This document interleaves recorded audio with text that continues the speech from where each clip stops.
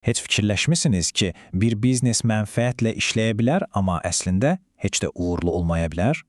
Bəli, qulağa biraz qəribə gəlir, elə deyilmi? Amma bugün biz məhz bu paradoksun dərinliklərinə baş vuracağıq. Və bu sual, bəli, birbaşa sizədir. Təsəvvür edin, satışlar əladır, hesabatlarda hər şey qaydasındadır, amma fərqinə varmadan biznesinizin həyat damarı, yəni nağd pulunuz sadəcə olaraq tükənir. Baxın, bu sadəcə boş bir nəzəriyyə deyil, çox acı bir reallıqdır. Bu fakt əslində bir xəbərdarlıqdır. Pul axınını idarə etmək nə qədər vacibdir və bunu görməzdən gəlmək biznesiniz üçün nə qədər böyük risk daşıyır. Yaxşı, gəlin indi məsələnin özünə keçək. Mənfəətli biznes paradoksu. Həqiqətən də çox maraqlı bir sual ortaya çıxır, elə deyilmi? Necə ola bilər ki, kağız üzərində pul qazanan bir şirkət real həyatda ciddi maliyyə sıxıntısı yaşasın? Bu sual tamamilə məntiqlidir, yəni bir çox sahibkar məhz belə düşünür. Amma problem də elə burasındadır ki, bu düşüncə tərzi əslində çox təhlükəli bir tələyə çevrilə bilər. Gəlin birlikdə anlayaq ki, bu tələnin arxasında nə dayanır. Baxın, mənfəət sizin biznesinizi kənardan çox sağlam göstərə bilər. Amma nağd pulunuz yoxdursa, yəni gündəlik ödənişləri etmək üçün real pulunuz yoxdursa, sanki ayağınızın altındakı zəmin çökür.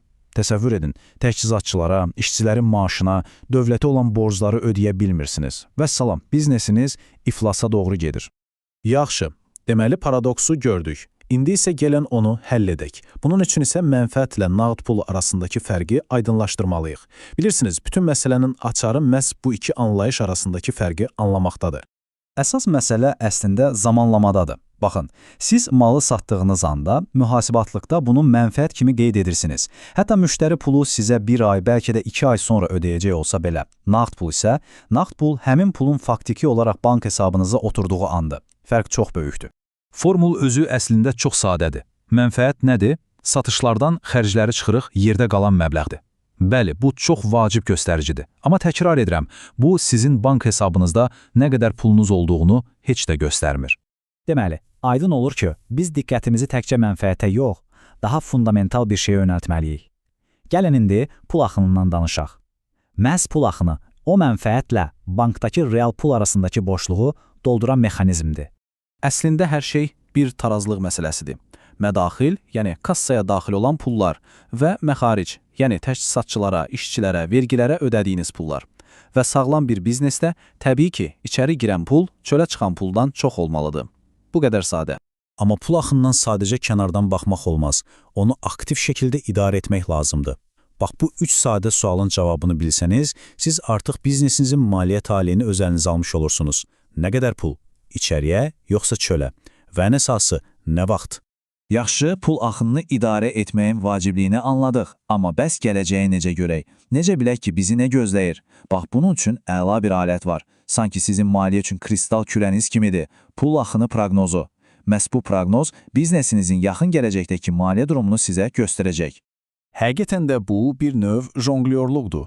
Bir əlinizdə daxil olan pullar, o biri əlinizdə çıxan pullar. Daim bu balansı qorumağa çalışırsınız. Bəzən xərclər artır, bəzən gəlirlər. Proqnoz isə bu çətin jonglyorluq işini sizin üçün qat-qat asanlaşdırır.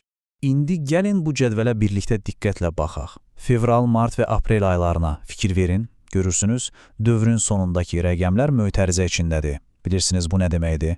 Bu, mənfi balans deməkdir. Yəni, pulunuz çatmır. Bax, bu, sizin üçün qırmızı həyəcan siqnalıdır. Proqnozun əsl gücü də elə budur. O, sizi son anda panikaya düşməkdən xilas edir və öncədən plan qurmağa sövq edir. Unutmayın, problemi böyümədən əvvəl görmək, onu həll etməyin ən asan yoludur. Yaxşı, proqnoz bizə xəbərdarlığını etdi. Deməli, təşvişə düşməyə yox, hərəkətə keçməyə ehtiyac var. Bəs nəzarəti necə ələ alaq? Gəlin indi konkret əməli addımlardan danışaq. Birinci yol kassaya pul girişini sürətləndirmək. Məsələn, müştərilərinizə erkən ödəniş üçün kiçik bir endirim təklif edə bilərsiniz. Bu, çox vaxt onların ödənişi tezləşdirməsinə səbəb olur. Ya da ambarda çoxdan qalmış mallar varsa, onları satıb tez bir zamanda nağd pula çevirə bilərsiniz. İkinci yol isə pul çıxışlarını, yəni xərcləri yavaşlatmaqdır. Həqiqətən də, əgər o yeni avadanlıq təcili deyilsə, niyə də onun alınmasını bir neçə ay təxirə salmayasınız? Və ya təchizatçılarınızla danışıb ödəniş müddətini biraz uzatmaq olar. Bu kiçik addımlar inanın ki, böyük fərqi yaradır. Amma ən vacib məqamlardan biri də budur. Təsəvvür edin, banka iki cür getmək olar. Birincisi, təşviş içində qapını döyüb təcili pul lazımdır demək. İkincisi isə əlinizdə proqnozla gedib, baxın bizim 2 aydan sonra kiçik bir çətinliyimiz olacaq. Gəlin bunu indidən birlikdə həll edək demək. Sizcə hansı daha yaxşı səslənir? Təbii ki, ikincisi. Bu sizi daha güclü, daha hazırlıqlı göstərir. Nəticədə hər şey bu iki seçimə gəlib çıxır. Siz hansı menecer olmaq istəyirsiniz? Gələcəyi öncədən planlaşdırıb, inamla addımlayan, yoxsa problem qapını döyəndə təşvişə düşən? Seçim tamamilə sizindir. Bəli, mənfəəti izləmək vacibdir, buna şübhə yoxdur. Amma biznesinizin nəfəs alması, yaşaması və böyüməsi üçün onun həyat damarını, yəni nağd pulu idarə etməlisiniz. Odur ki, özünüzə bu sualı verin. Mən sadəcə biznesimin bugünkü vəziyyətini izləyirəm, yoxsa onun gələcəyini özüm formalaşdırıram?